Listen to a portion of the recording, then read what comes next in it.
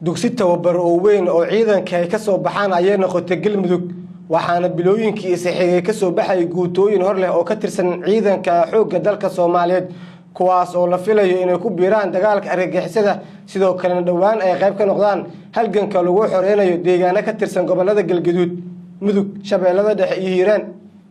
tababaradii ugu dambeeyay waxa haatan ka soo baxay ciidankan u jeedaan ee tirada badan waxayna noqonayaan guutooyin cusub oo ka mid noqonaya ciidanka xoogga dalka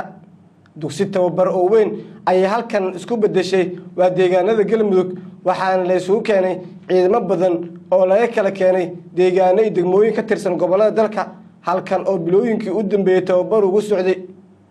sanadka 2026 bishii shanaad haatan ay socoto waxaa meesha ka soo baxay guutooyin badan oo ka tirsan ciidanka xoogga dalka Soomaaliyeed dagaalka argagixisada ayayna ku biirayaan dhawaan waxaa la filayaa in deegaano ka tirsan gobolada dalka si gaar ah deegaanada la isku yiraahdo Galmudug iyo Hirshabeelle markii uu ka bilaado dagaalka argagixisada kuwaas oo la filayo in ciidankan ay noqdaan kuwa ugu badan ee ka qayb qaata isbitaalka Amora Specialist waxa uu dalka keenay qalab casri ah oo adigoo aan qalin lagu marsin ama dawo lagu siin ayaa laga daaweynayaa hameeyirida ragga waxaan xaadir kugu ah isbitaalka dhaqaatiir PhD sidata oo 20 sano wax ka badan ka shaqeynayay cilmiga cudurrada ragga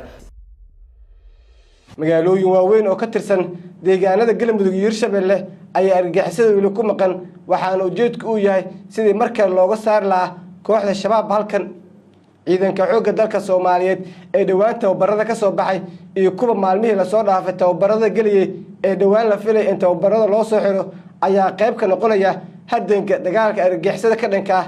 kaas oo Galmudug ka bilaabanaya iyo Hirshabeelle dhawaan la filayo in dalka meelo badan oo kamid ah lagu xireeyo